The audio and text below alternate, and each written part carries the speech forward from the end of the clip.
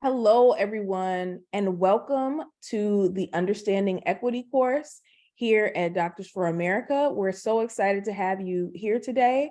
This is a recording, but hopefully you will be able to make it interesting and dynamic. There's one place in the middle where you'll have a chance to talk amongst yourselves and share your stories. I am going to turn off my video so I'm not like the Wizard of Oz kind of floating here during the presentation. But I will share a little bit more about myself. My name is Terryn Hall. I am a writer. I'm a caregiver and a dog mom from Virginia, but I'm also the program manager for the FDA task force here at Doctors for America. And I have been tasked with sharing some considerations around health equity and how it shows up in the healthcare space, and just some things that we are thinking about here at DFA more broadly, and that we would love for you all to be thinking about as well in your own work. So just to lay the groundwork for today's conversation, the two main things that we'll be doing is one, understanding how discrimination shows up in the healthcare context, and then two, discuss micro and macro level considerations for health equity.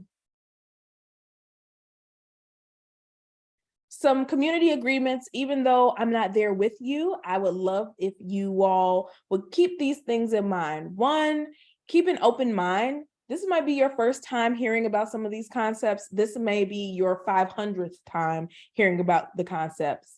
Either way, we just ask that you keep an open mind and stay flexible. Step up, step back. Of course, just giving space to folks who want to share their stories. Confidentiality, we want to keep what we talk about here in this space. And then finally, we would just love for you to participate. All right, let's move forward. So I am going to give some context for discrimination in healthcare, but before we move on, I'll stop and ask folks in the room if the facilitator wants to take one or two people who want to share their story. When have you seen how discrimination impacts access to care? So if there are one or two people online or in the room who maybe want to share their own experience, I'll pause here for a couple of minutes and we could take one or two stories.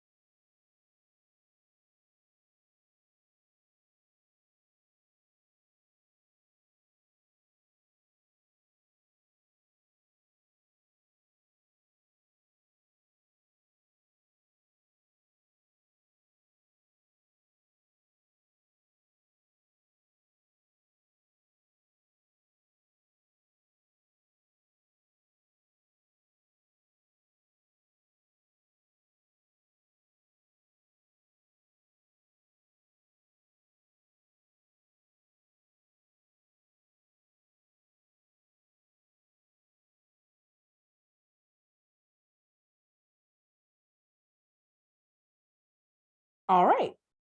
Thank you for sharing. If you chose to, we are going to move forward. So just to lay the groundwork, we want to define what some of these terms mean. Discrimination is the unjust or prejudicial treatment of different categories of people, especially on the grounds of race, ethnicity, age, sex, or disability.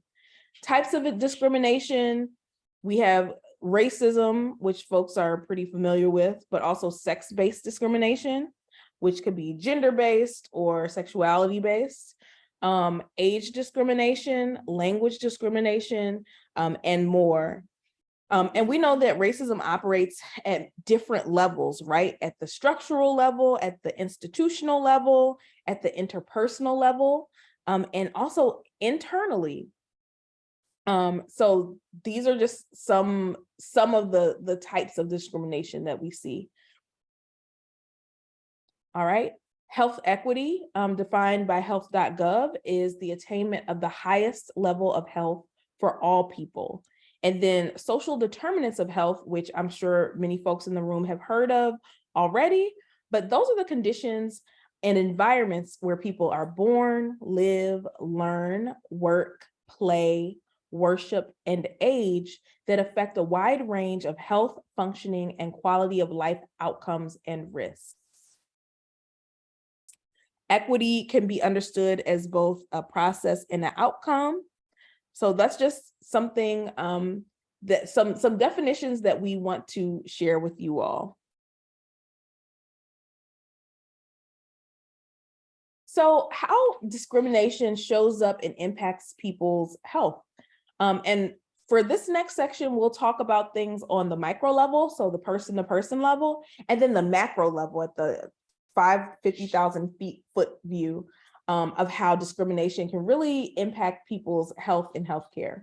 So on a micro level, for example, a doctor or a nurse's biases can seriously impact a person's quality of care. And that person that experiences the discrimination can experience it as a stressor to their body. On the macro level, access to material conditions and access to power, or those social determinants of health, have a large impact on a population's health outcomes. And those differences in access to care are reflected in health disparities. So I'll give a quick example in the next slide. On the macro level, a Black woman with a history of blood clots gave birth via C-section. She experienced a shortness of breath the next day, and she had told her care team, hey, I need a CT scan and a heparin drip because she had had issues before. Initially, they just did an ultrasound of her legs, which showed nothing, but she kept pressing because she had a history of challenges, and ultimately got a CT scan, which revealed several blood clots in her lungs. She required a heparin drip, as she had previously stated. So this is actually a real life story. I don't know if folks already know who this is about, but it's about Serena Williams. And if one of the most famous women in the world, one of the most decorated athletes in the world, one of the richest people in the world, quite frankly, if she cannot, overcome the discrimination that she faced as a Black woman while giving birth, how much harder is that for someone who doesn't have the money that she has, or doesn't speak the language that she speaks, right? Or doesn't have the access that she has to care. So that's like one person, that's just Serena Williams' experience. But on a larger macro level, Black pregnancy mortality rates are much higher than that of white women. Same for American Indian and Alaska Native women who have pregnancy mortality rates that are higher than that of white women. So discrimination can seep into so many facets of care, and those small micro experiences build up in the macro. All right, let's take another look at this. So on the micro level, a patient is refused care once their provider learns that they are gay. On the macro level, a 2022 19th News SurveyMonkey poll of Americans found that 28% of LGBT folks felt stereotyped by their provider, 24% reported feeling blamed for their health condition, and 20% felt discriminated against for their gender or sexual orientation. And this is just a graphic highlighting the significant difference that queer Americans report feeling more medical discrimination because of their identities. And, if you are seeking care, if you are sick, if you need help, nobody wants to go to the doctor and feel like who you are is contributing to a negative experience in the healthcare space. But if you just look at the difference between LGBTQ folks on the left-hand side and then not LGBTQ folks, the difference is very significant. There's a 17-point difference around feeling discriminated against based on your gender or sexual orientation, how healthcare providers, they felt stereotyped by them. And that really has really serious effects, because it means that people feel less comfortable seeking out care after having a micro experience like that. All right, moving on. So this is the last example. So on a micro level, COVID-19 resources in a local clinic are only available in English, even though there is a significant Spanish and Vietnamese speaking population in the county. So that's like on the micro level. On the macro level, the total cumulative data shows that people of color, including Black folks, Hispanic folks, American Indian and Alaska Native and Hopi people have experienced higher rates of COVID-19 cases and deaths than white people when data are adjusted to account for differences in age by race and ethnicity. So, on the micro level, it might look like not having resources available in different languages, but what that means is people can't get the information they need to take care of their health and share that information, and that reverberates to the macro level. And there are so many more examples of how discrimination really hampers good healthcare. I'm sure, like as a woman, I know seeking healthcare and being believed about what you need for your healthcare can also be, quite frankly, challenging. But there are real like negative effects of not addressing this. All right, so this is another point in the course where we'll just ask folks to take a couple minutes and share your stories.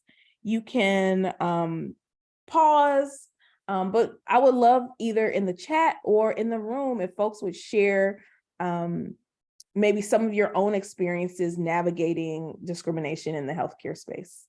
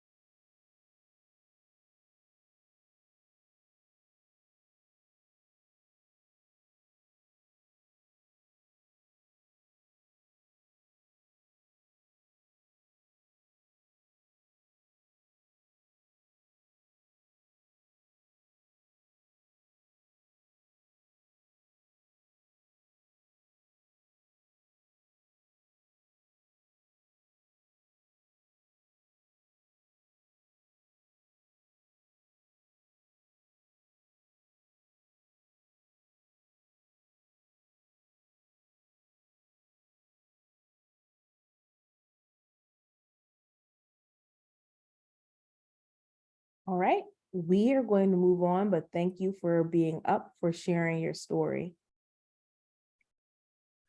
All right, so this next section really will dig into some considerations for addressing addressing inequity in health. So on the left-hand side, you see two people talking together, and that represents the micro level. So on the micro level, avoiding being judgmental goes a long way in breaking down some of those inequities and barriers to really good care. Listening to patients, listening to people when they're sharing their challenges and not making assumptions is really important. Contextualizing care is important. And also just getting curious, not letting your preconceived notions get in the way of things. Additionally, increasing language access. You would be surprised how inaccessible medical information and medical literature is, not only in in Spanish or in other non-English languages, but even for plain English, it's hard to get information that is easy to digest and understandable for the general population. So increasing language access, both for diverse languages, but also in English, making it understandable for the everyday person is super, super important. On the macro level, really policy changes, for example, like Medicaid expansion, would help close the health coverage gap for low income and marginalized groups. And also things like access to safe housing, fresh food, et cetera, for communities are other ways or other consideration for addressing inequities in health. All right, so up next, I'm going to share a quick parable or a quick story. This comes from Dr. Rishi Manchanda, but it's called the Upstreamist Parable.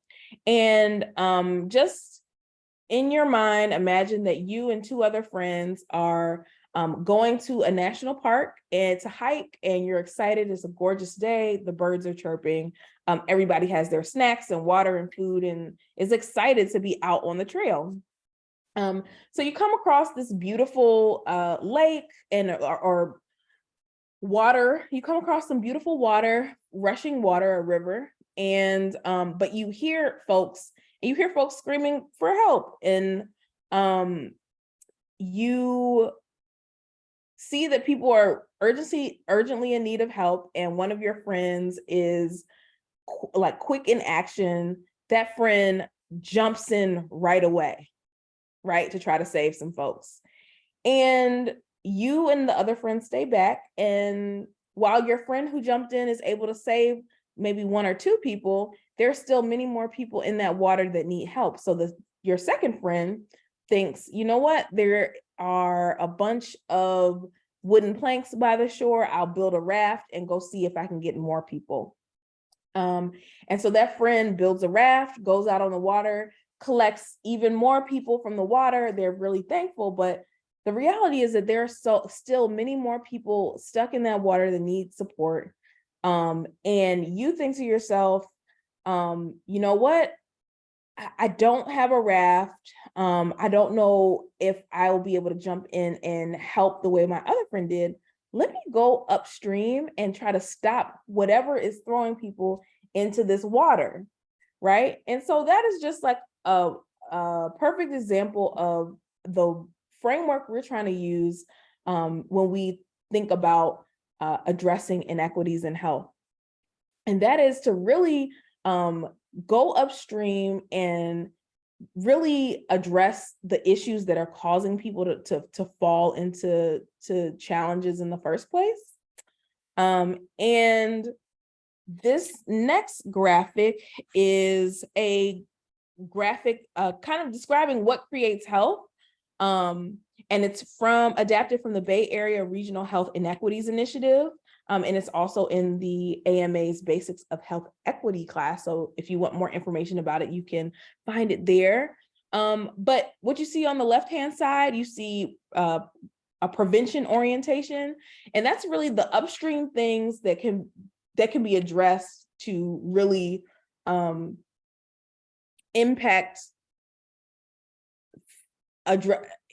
address these issues at scale, right? So root causes of inequities fall under systems of power. So that's all the isms that we talked about earlier: racism, classism, sexism, etc. Also, institutional power or structural drivers are upstream things that can really, like if addressed, could really bring to bear some improvements for people when it comes to health and health equity. So at the upstream level, for our purposes, it looks like strategic partnerships, it looks like advocacy to address those root causes. And policy kind of is that catch-all area where you can address inequities both upstream and downstream. But yeah, we just wanted to share this visual representation of what creates health, what upstream items you can like address, and what downstream items can be addressed So yeah, so that we wanted to share that with you all. And so now we are towards the end. Really, we just want to recap here. We define key terms like discrimination, equity, and social determinants of health. We discussed how discrimination impacts health on a micro and macro level. And then we considered ways that we can address inequity. Just for your information, we have some more references here that might, if you want to learn more, you can take advantage of these. These are also some books that touch on historical medical racism, which really is like a serious issue for a lot of folks. All right. And with that said, I want to say thank you. I appreciate your time and have a wonderful evening.